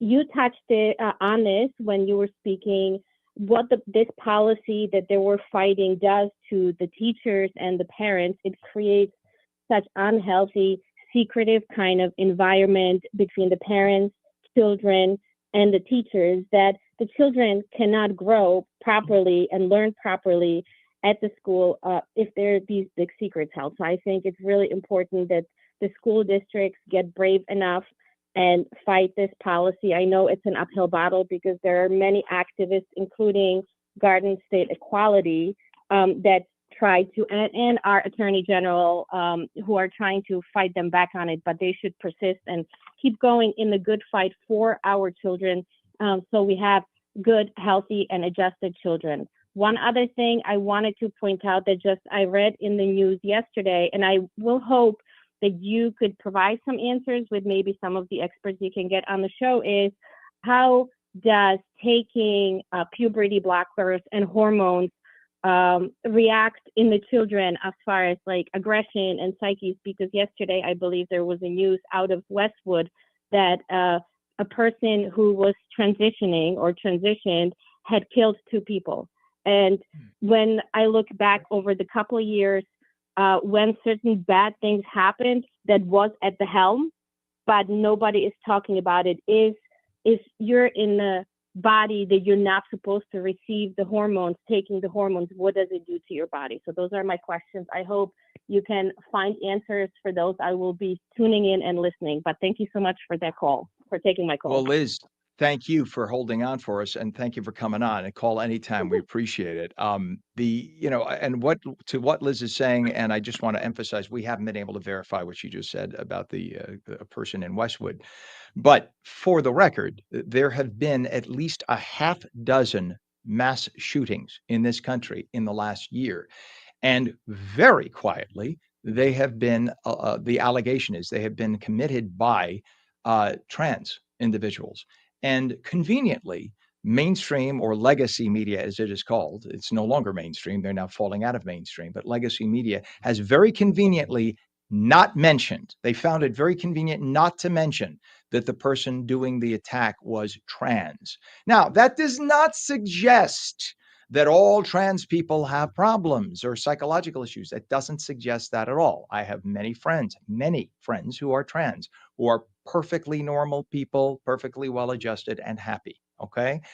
But if you're going to be honest, be honest. The good, the bad, the ugly, warts and all. If somebody committing crimes or committing murders in some cases is trans, that's an important part of the equation to mention, so that at least we can look into the possibility.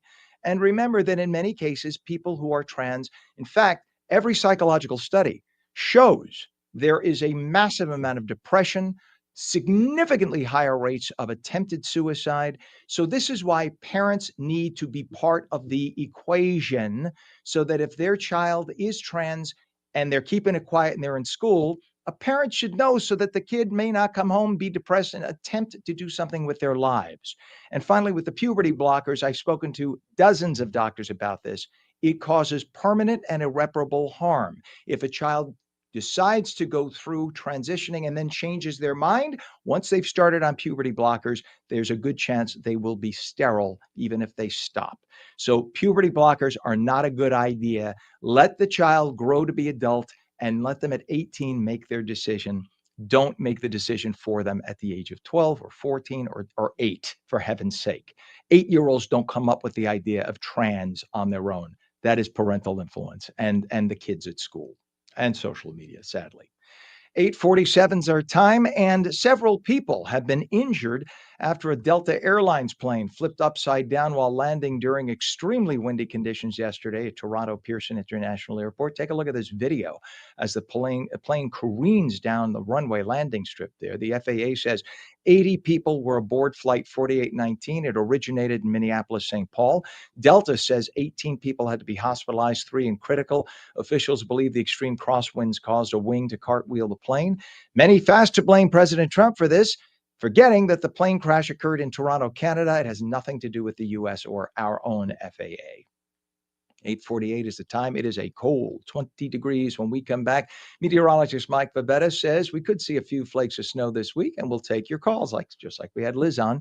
888-658-0234, 888-658-0234, when On New Jersey Mornings continues after this.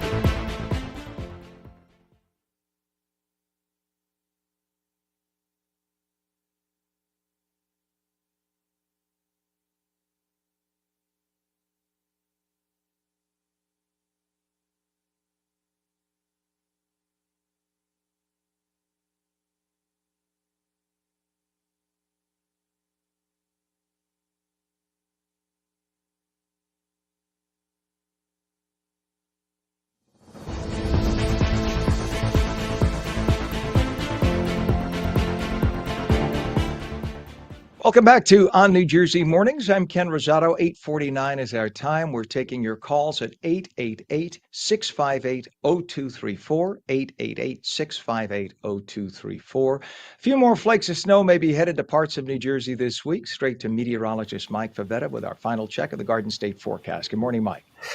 Good morning to you, Ken. A very chilly morning and a windy one at that. Even though there's beautiful sunshine statewide, it's not doing much to warm us up. We're holding right now in the teens and 20s across New Jersey with that wind making it feel that much worse. Wind gusts right now, 31 miles per hour in Sussex, 30 mile per hour winds in Hackensack, and still blowing from the west in Toms River.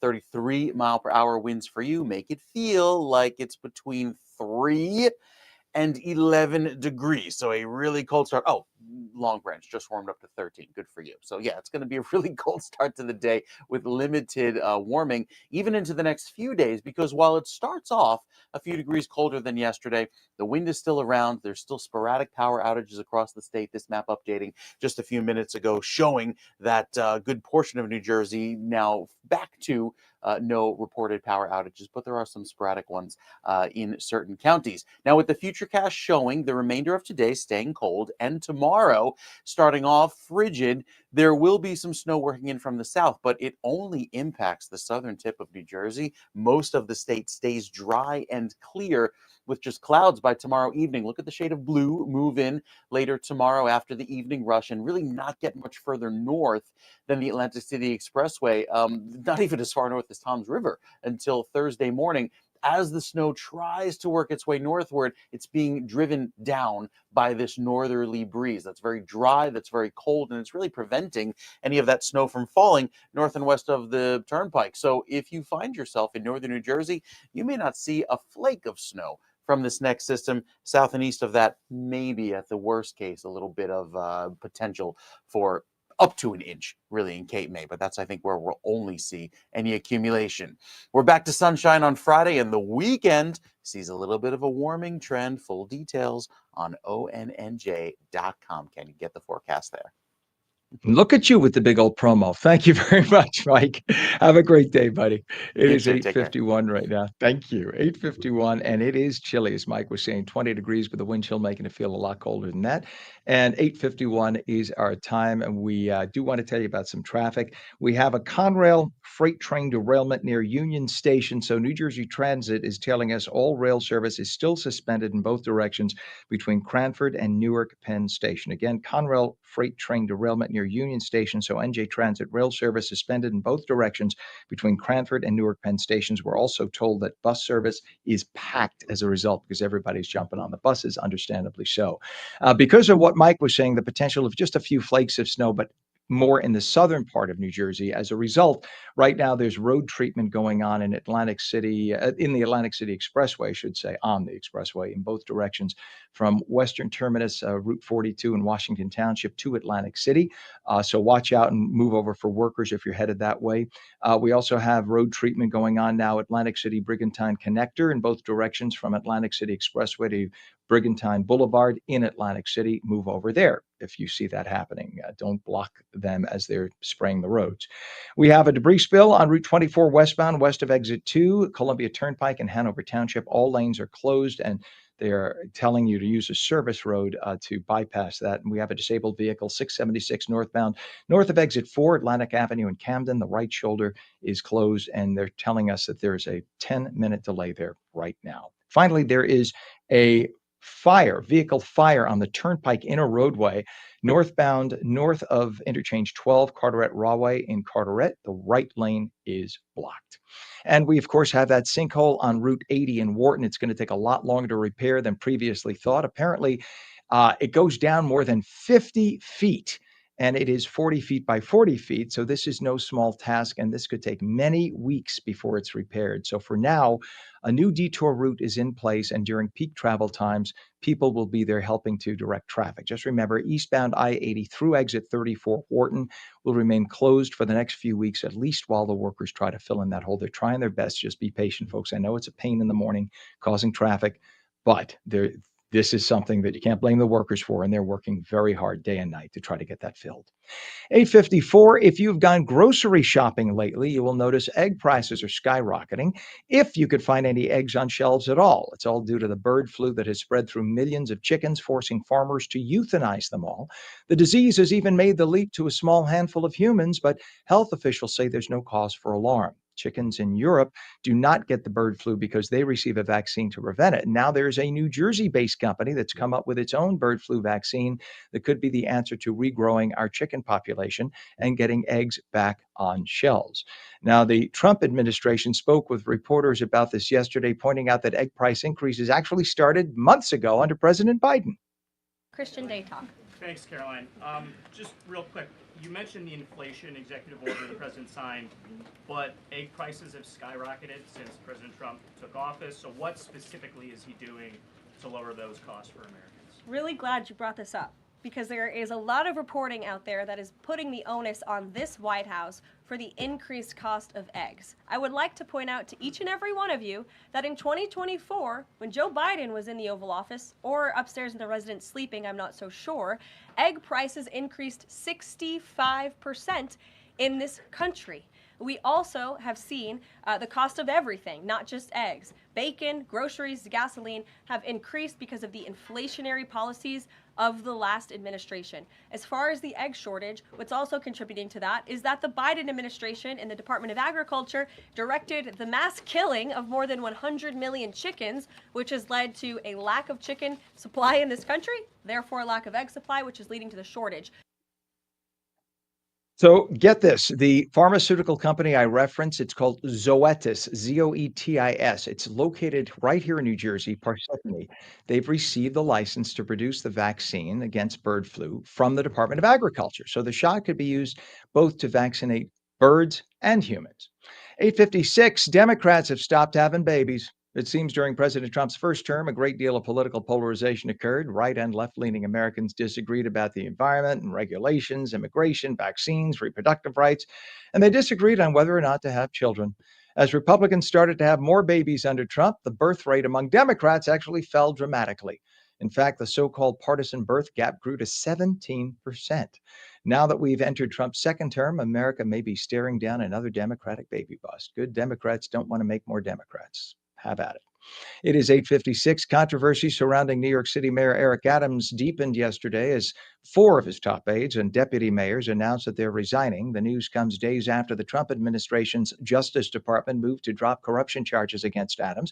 Critics say the DOJ shelved its criminal corruption and bribery case against the Democratic mayor after he agreed to collaborate with President Trump's immigration crackdown. Adams faces growing calls from a growing number of New York State's Democratic leaders to resign. What's funny, though, is when Adams was accused of criminal activity initially, there wasn't a Democrat who wanted him to resign. But now that he appears to be a friend of Trump, the Democrats insist that Governor Kathy Hochul remove him because of criminal accusations that were against him, even though the Justice Department has dropped those charges. That's just the way Democrats are, everybody. Just figure it out. It is now 8:58. We have a temperature of 21 degrees, wind chill, making it feel a lot colder than that. And that is on New Jersey Mornings for your Tuesday. Had to think about the day of the week. I'm Ken Rosato. Tell all your friends about us. Remember, you can stream us at ONNJ.com, Roku, Fire TV, News on, Samsung TV Plus, Apple TV, YouTube, Facebook, and X. And we stream on twitch.tv/OnNewJersey. Catch you tomorrow. Have a great day.